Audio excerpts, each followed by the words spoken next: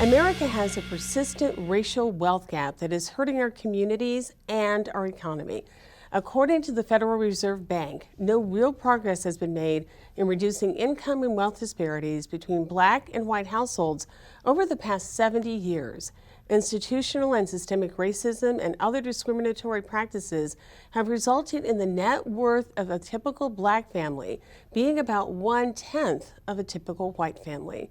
U.S. Bank is making significant efforts to close the racial wealth gap. Building Black Wealth is designed to help families access the needed financial resources to build wealth. Joining us to discuss this effort is Scott Ford, President, U.S. Bank Affluent Wealth Management. Let's start with some of the basics. Did I describe the racial wealth gap correctly?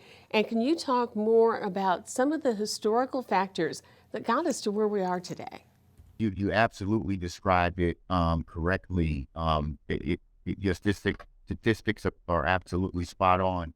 It's been about 70 years since they've been tracking the racial wealth gap between black households and white households. In fact, the Minneapolis Fed a couple of years ago came out with that precise statement that no meaningful progress had been made in the past 70 years. And we do know that gap has been persistent. And it's just it's a real challenging problem to kind of solve.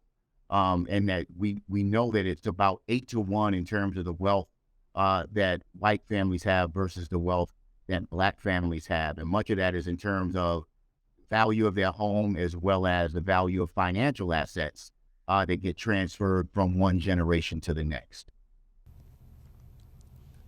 One of the things that we understand from the studies that have been done is that while there is certainly the racial wealth gap between black families and white families, there's also a racial wealth gap that exists with other groups of color as well.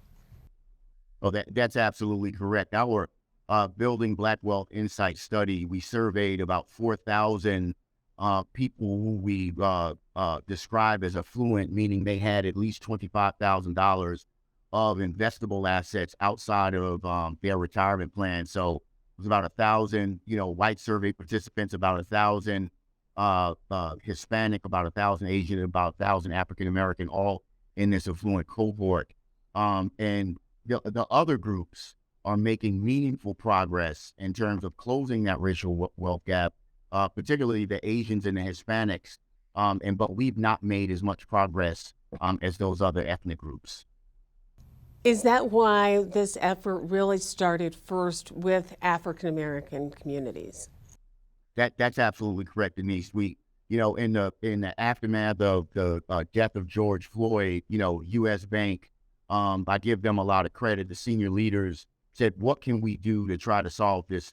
To try to help identify solutions to this problem?" So the the Building Black Wealth Insight study was part of our overarching strategy called Access Commitment, which is focused on really three core pillars. It's focused on communities, African American communities, because they were particularly hard hit in the aftermath of not George Floyd, but also in the pandemic.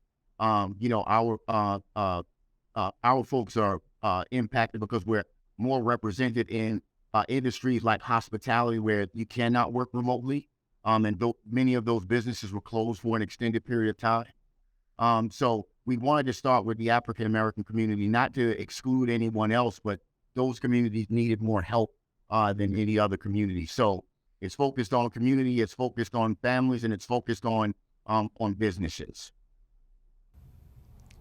One of the things that's important to building wealth is to have a plan where you're going to get started, where you want to go.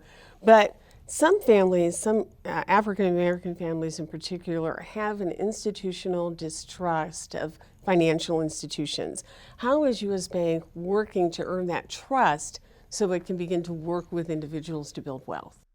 Yeah, Denise, great question. One of the insights that we gleaned, or some of the learnings that we walked away with, is more so than any other ethnic group, African Americans said that they've been mistreated by the financial services industry historically, and so there's an inherent distrust with financial financial services institutions. They've also said that they want to see themselves represented. So because there's this trust and there's nobody there that looks like me, they believe that, that having more professionals of color, in particular African Americans, would be very helpful.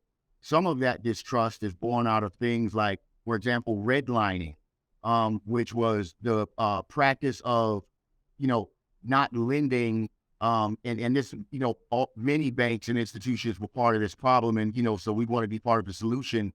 But there was a time when banks, as directed by, the federal government, would draw red lines around African American communities and not lend there. And the overall impact of that is the value of the homes in those communities, because you couldn't get financing, was artificially depressed, right? So that is also one of the things that contributes to the distrust of this community. Also, things like predatory lending practices, where African Americans are charged higher rates than other ethnic groups for the same loans with the same credit scores.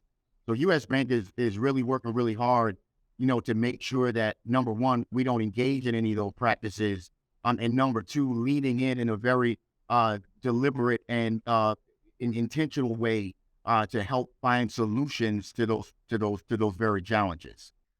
Building businesses is another way to build wealth and to create a legacy. But Black business owners have historically faced certain barriers to accessing capital and other resources. What are some of the things that Building Black Wealth is doing differently to help Black entrepreneurs and business owners? Oh, that's actually a really good question, and you're absolutely correct. I mean, part of the reason why the initiative is called Access Commitment is because historically, our folks have not had access, to the resources and the information that they need to, successfully build wealth. And business ownership is certainly one of the ways that, other groups have been able to build wealth historically in this country. And one of the things that we've done is we've partnered with a number of organizations across the United States, in particular some nonprofits and some entrepreneurs, to actually make loans available and to make certain grants available so that they would have access to capital and financing. But one of the more recent developments that I would call your attention to is we created a role of specifically business bankers who are dedicated to African American communities and African American business owners, specifically to give them advice and guidance as to how they can successfully run their businesses, and more importantly, how they can access the resources that they need to continue to expand and grow their businesses. So that's something I believe that's unique to U.S. Bank that we're doing. And we have about 9 or 10 of them across the country, and they work in close partnership with our retail bank partners, and also with our Access Wealth teams, which are comprised folks who are from, financial advisors and private bankers across the United States, to make sure they have access to world-class advice so they can successfully build their companies. Retirement planning and estate planning are also key. How does the right kind of retirement planning help secure and build wealth? Well, retirement planning is really important. And here's what many people don't realize, Denise. You could be retired as long or longer than you were working. So, my mom, who's now 81 years old, retired when she was 55. She taught school for 28 years. She's been retired for longer than that, right? So retirement planning is really important, because it's really all about how are you going to make sure that the money that you have will last. So, making sure that you have done some planning so that you can have some idea about, how to invest your money today so it grows over time in the future. One of the mistakes that we see in particular with African Americans is we don't take enough risk, right? And we don't take advantage of our company retirement plans like 401ks and 403bs. And when we do take advantage, we don't contribute enough in those plans, right, over time out of our salaries, so that we'll have enough money when we do get to that retirement age. So I would tell you, the first thing you need to do is make sure that you engage in some kind of financial planning exercise. Certainly, you be more than welcome to contact some of our folks in our branches at U.S. Bank Wealth Management. It's a complimentary service, and they're more than willing to help you sit down and figure out where you are. But that's a really, really important aspect of making sure that you will have enough money in retirement to retire with dignity. And estate planning is important if you're trying to move wealth from one generation to the next. That's exactly right. It's the estate planning with some of the recent tax changes, and this is not meant to be tax advice, but at $12 million, you any assets that you have above $12 million will be subject to federal estate taxes, and those federal estate taxes range anywhere from 18% to 40%, which is significant. Yeah, and many states also have a estate tax. It's also sometimes referred to as a death tax. And so think about this. Perhaps you own, a family farm, right? And that land could be valued at, well above $12 million, but just because of the acreage, or you own some real estate. So it's really not that hard as much as it might seem. It's not that hard to be above that asset level. And that could potentially decimate a family's income, but the assets, because you would have to sell off those assets to pay that federal estate tax, because most people are not going to have the cash sitting around. But estate planning is really about how you plan for those estate taxes and how you can, do things like buy insurance policies, which could be a funding vehicle to pay the estate tax, or there are things you could do in terms of the structure of your estate to make sure that you keep it under those levels. So that kind of goes hand in hand with financial planning, but it generally speaking is for people that have accumulated more assets over time. But again, really important to do it. So, we've all heard of, I'm sitting in Minneapolis today at our headquarters, and we all know that Prince had done no estate tax. He'd done no estate planning and no financial planning, and his estate is still, from what I understand, not settled.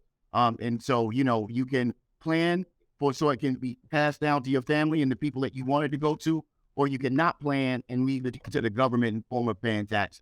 So I would encourage people to engage in that planning. What is one thing people can do today to get started to building wealth? Oh, one of the most important things I would suggest is, number one, I'm a firm believer you got to have a financial plan. Think about, if you were going to drive across country, you would not just leave your house and try to wing it.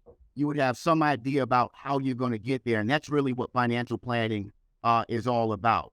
But one of the essential things I would suggest that people do is, have a savings plan, right? 47% of all Americans could not come up with $400 in the event of an emergency. So what happens if, your boiler breaks or the hot water heater breaks? Now you've got to go and put that on high interest credit card that you might not have the money to pay off. And so you're paying for that thing over a long period of time. So I would say, get in a financial plan, make sure you have an emergency fund, and save and invest systematically over time, and you will be surprised how you could build wealth. Those are some very simple things that you could do to build wealth over time. Great advice, Scott Ford of U.S. Bank and Building Black Wealth. Thank you so much for joining us and for the work that you are doing to make our families and our communities stronger. Thanks, Denise. It was great to chat with you. That's all for this week's Connect MKE. I'm your host, Denise Callaway. Make sure you tune in for our primetime special, Connect MKE, Conversations on Race. It's all about conversations that matter. Thanks for joining us, and be well.